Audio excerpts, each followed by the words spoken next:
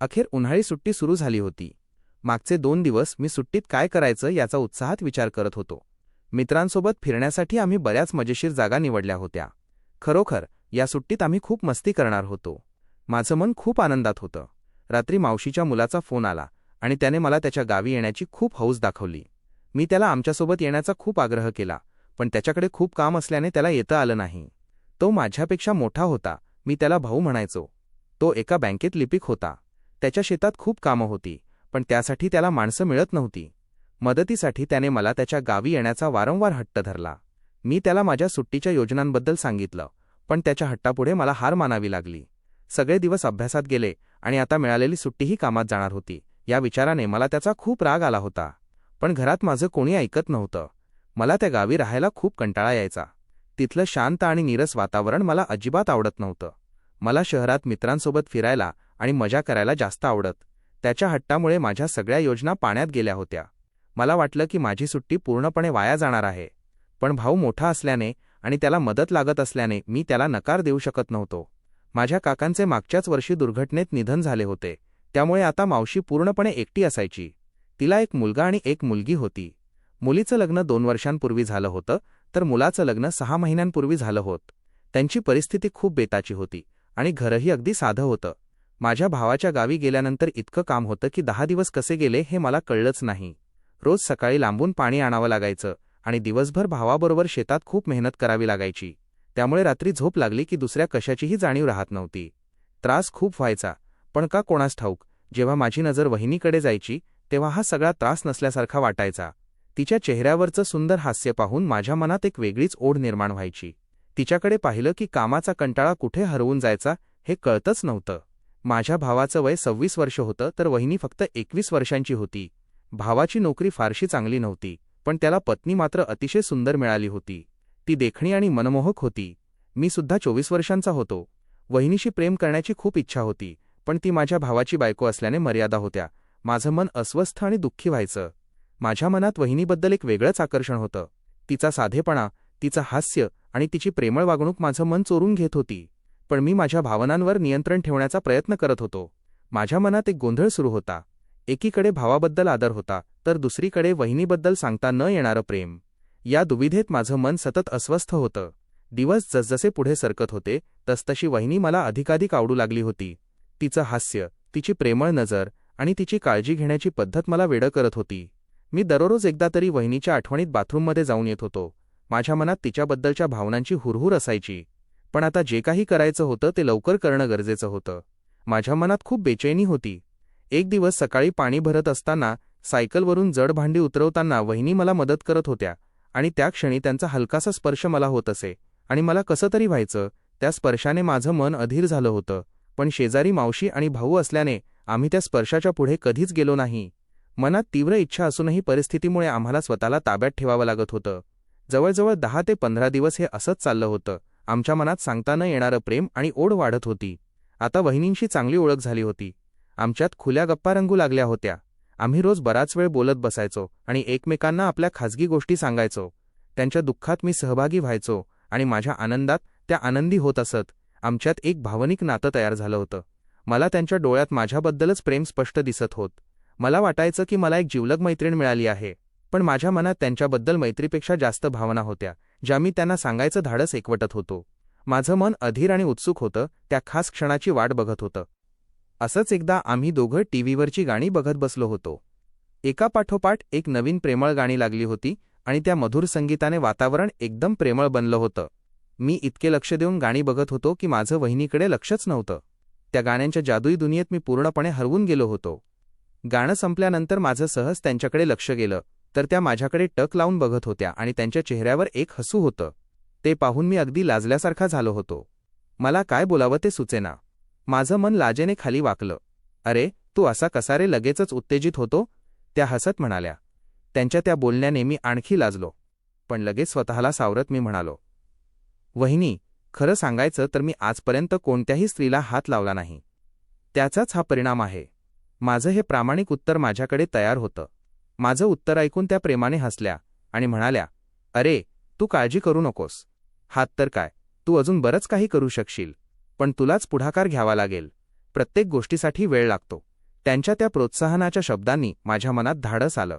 इतक्यात बाहेरून मावशीचा मोठा आवाज ऐकू आल्याने तो प्रेमळ विषय आम्हाला तिथेच सोडून द्यावा लागला. मावशीच्या आवाजाने आमचा एकांत संपला आणि माझ्या मनात निराशा दाटून आली. पण त्याचबरोबर वहिनीच्या बोलण्याने एक नवीन आशा निर्माण झाली होती. आता मला फक्त योग्य वेळेची वाट बघायची होती. मावशीच्या घरचं बाथरूम घराबाहेर झाडाखाली होतं आणि त्याच्यासमोर बसायला मोठा दगडी ओठा बांधलेला होता. दुसऱ्या दिवशी दुपारी सूर्य मावळतीकडे झुकल्याने तिथे थंडगार सावली पसरली होती आणि मी आरामात त्या ओठ्यावर बसलो होतो. माझ्या डोक्यात कालच्या रोमांचक भेटीचे विचार चालू होते. इतक्यात वहिनी आल्या आणि लाजत हळू आवाजात म्हणाल्या, "जरा बाजूला होशील का? मला खूप जोरात लागली आहे." त्यांच्या त्या साध्या बोलण्याने मी लगेच बाजूला झालो आणि त्यांना जाऊ दिले. त्या घाईघाईत बाथरूममध्ये गेल्या. त्या बाथरूममध्ये गेल्यावर मी माझे डोळे मिटले आणि पुन्हा वहिनीच्या विचारात हरवून गेलो. तिच्या सुंदर चेहऱ्याची आणि प्रेमळ हास्याची प्रतिमा माझ्या डोळ्यांसमोर तरळत होती. मी तिच्या स्वप्नात इतका गुंग झालो होतो की मला भानच राहिलं नाही. मी चाळे करत होतो आणि इतक्यात जेव्हा मी स्वप्नातून जागा झालो आणि डोळे उघडले तर वहिनी माझ्यासमोर उभ्या होत्या आणि त्या माझ्या हालचाली बघून खूप हसत होत्या. माझी चोरी पकडली गेली हे लक्षात येताच मी लाजेने खाली पाहिलं. मला खूप वाईट वाटलं आणि माझा चेहरा लाल झाला. त्यानंतरचे 2 दिवस तर मला वहिनींकडे डोळेवर करून बोलायलाही धाडस झालं नाही. त्यांच्यासमोर आलं की माझी नजर खाली जायची आणि मनात भीती आणि लाज वाटायची.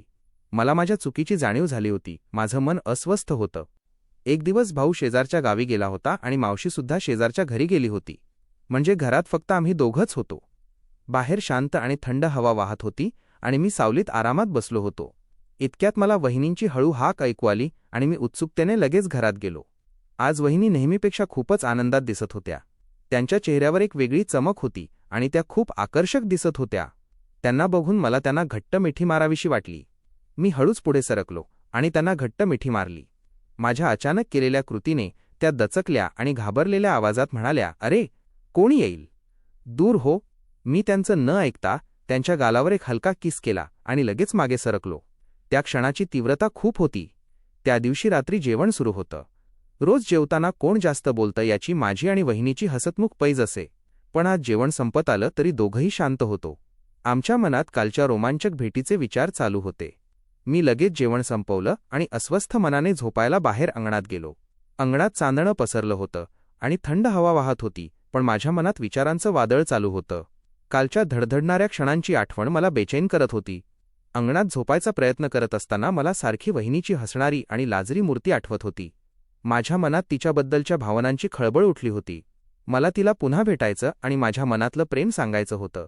पण परिस्थितीमुळे मी असहाय होतो. रात्रभर उद्या काय करायचं या विचारात मन गुंतून राहिलं. कधी झोप लागली हे मला कळलंच नाही. सकाळी मावशीच्या मोठ्या आवाजाने माझे डोळे उघडले. थोड्या वेळाने मी डोळे चोळत घरात गेलो तर पाहतो काय, तिथे वहिनी एकट्या होत्या आणि खोली स्वच्छ करत होत्या. मावशी कदाचित बाथरूममध्ये गेली असेल. घरात फक्त आम्ही दोघंच असल्याने माझ्या मनात एक वेगळीच ओढ निर्माण झाली. मी हळूच भावाच्या खोलीत डोकावून पाहिलं तर तो सुद्धा शांतपणे गाढ झोपेत होता. त्याला काहीही माहीत नव्हतं. माझं मन धडधडू लागलं. आता संधी होती आणि मला ती सोडायची नव्हती. मी हळूच वहिनीजवळ जाऊन तिला घट्ट मिठी मारली. पण त्याचवेळी मावशीचा मोठा आवाज ऐकू आला. आता भाग पडल्याने हे सगळं आम्हाला तिथेच थांबवावं लागलं. मावशीचा आवाज ऐकून मला निराशा झाली आणि मला पुन्हा बाजूला व्हावं लागलं. माझ्या मनात अर्धवट राहिलेली इच्छा आणि उत्साह भरून आला होता. आता मावशी कधी जाते आणि आम्हाला एकांत कधी मिळतो याची मी उत्सुकतेने वाट पाहू लागलो. माझं मन अस्वस्थ झालं होतं. आज मी आणि भाऊ थोडं लवकरच शेतात गेलो होतो. सकाळच्या थंड हवेत काम करायला खूप बरं वाटलं. दुपारच्या वेळी झाडाखाली बसल्यावर तो अचानक म्हणाला, "अरे मंगेश, मी घरी जातो. मला थोडं महत्त्वाचं काम आहे." माझं उत्तर तयार होतं, "ठीक आहे, तू जा." मला त्याच्या बोलण्यावर थोडं आश्चर्य वाटलं, पण त्याच्या चेहऱ्यावरची घाई बघून मी जास्त विचारलं नाही. खरं सांगायचं तर तो घरी का जात होता हे मला चांगलंच माहीत होतं. भावाच्या शेताचा वाद चालू होता आणि त्याची हायकोर्टात सुनावणी सुरू होती. त्यासाठी त्याला 6 दिवस मुंबईला जावं लागणार होतं आणि एवढे दिवस तो वहिनीपासून दूर राहू शकत नव्हता. त्यांच्या प्रेमाची ओढ दोघांनाही होती हे मी जाणत होतो. तो गेल्यानंतर मी लगेच वहिनीला फोन लावला आणि हसत सांगितलं, "आज तुमची मजा आहे." माझ्या बोलण्याचा अर्थ तिला लगेच समजला नाही. तिने उत्सुकतेने विचारलं, "कसं काय?" त्यावर मी गुपचूप म्हणालो, "कळेल थोड्या वेळात." माझ्या त्या गुपिताच्या बोलण्याने तिच्या मनात उत्सुकता निर्माण झाली. मी फोन ठेवला. मी जेव्हा घरी परतलो तेव्हा भाऊ सामान आवरून जायला तयार होता. बसची वेळ झाली होती म्हणून मी त्याला तिथे गाडीवर सोडायला गेलो. जाताना आमच्यात बोलणे चालू होतं. त्याच्या चेहऱ्यावर वहिनीला भेटायची ओढ आणि मुंबईला जायची काळजी दोन्ही दिसत होती. त्याला सोडायला जाताना माझं मन थोडं अस्वस्थ होतं. एकीकडे भाऊ दूर जाणार होता याची जाणीव होती, तर दुसरीकडे आता वहिनी घरी एकट्या असणार होत्या. या विचाराने मनात एक वेगळी ओढ आणि उत्साह भरून आला होता. मी त्याला शुभेच्छा दिल्या आणि तो बसमध्ये बसल्यावर मी धडधडत्या मनाने घराकडे परतलो. आता घरी काय होणार याची उत्सुकता मला चैन पडू देत नव्हती. जाताना भाऊ मला काळजीने म्हणाला, "अरे मंगेश, मी बरेच दिवस जातोय, तेव्हा आता घरी तू एकटाच मुख्य पुरुष आहेस. आईकडे आणि तुझ्या वहिनीकडे चांगलं लक्ष ठेव. मी त्या दोघींना अगदी फुलासारखं सांभाळतो बघ." त्याच्या बोलण्यात जबाबदारीची जाणीव होती. तो पुढे म्हणाला, "आईच्या आजारपणाकडे दुर्लक्ष करू नकोस आणि तुझी वहिनी नाजूक आहे, तिला दुःख होईल असं वागू नकोस. जर काही कारणाने आईला बाहेर जावं लागलं तर वहिनीची नीट काळजी घे." त्याच्या त्या हक्काच्या आणि प्रेमळ शब्दांनी माझं मन भरून आलं.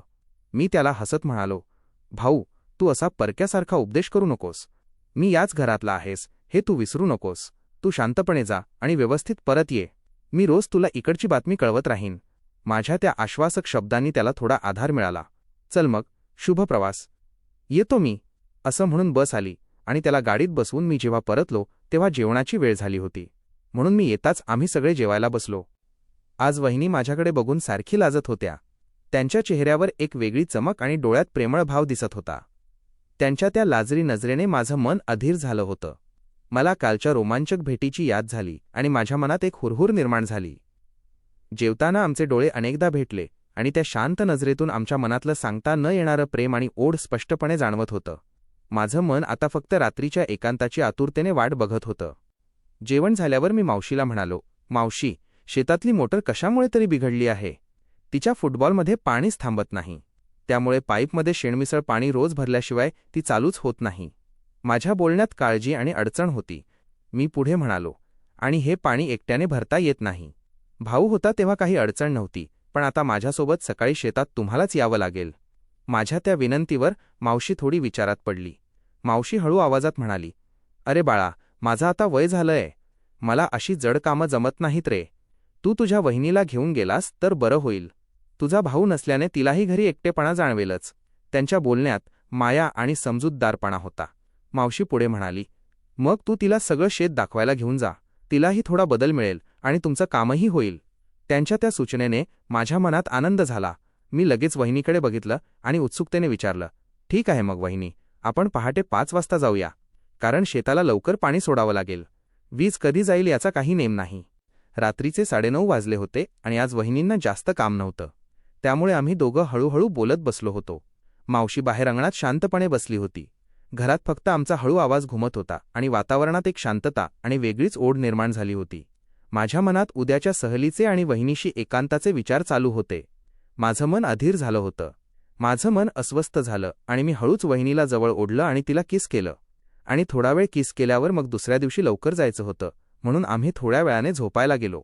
पण मला तिच्या विचारांनी झोप येईना, कारण सकाळच्या भेटीची आस मला लागली होती. मी पहाटे 4:45 वाजता उठलो. घरात कोणीच उठलं नव्हतं. मी लगेच मावशीला उठवलं आणि आम्ही जात असल्याचं सांगितलं. ती हं म्हणून लगेच झोपली. वहिनी मात्र शांतपणे झोपल्या होत्या. खरोखर किती सुंदर दिसत होत्या त्या. मी त्यांना हळूवारपणे हलवत उठवलं आणि त्या 10 मिनिटात तयार होऊन माझ्या मागे गाडीवर बसल्या. सगळं गाव शांत झोपेत होतं. आम्ही दोघंही त्या शांत वातावरणात शेताच्या दिशेने निघालो. जाताना जिथे खड्डा यायचा तिथे मी मुद्दाम जोरात ब्रेक मारायचो आणि आम्ही एकमेकांच्या जवळ यायचो आणि मजा यायची. त्यावेळी वाटायचं की आता गाडी थांबवावी, कारण हे सगळं सहन होण्याबाहेर गेलं होतं. शेतात पोहोचल्यावर आम्ही लगेच पाणी भरून मोटार सुरू केली आणि मी शेतात व्यवस्थित पाणी लावलं.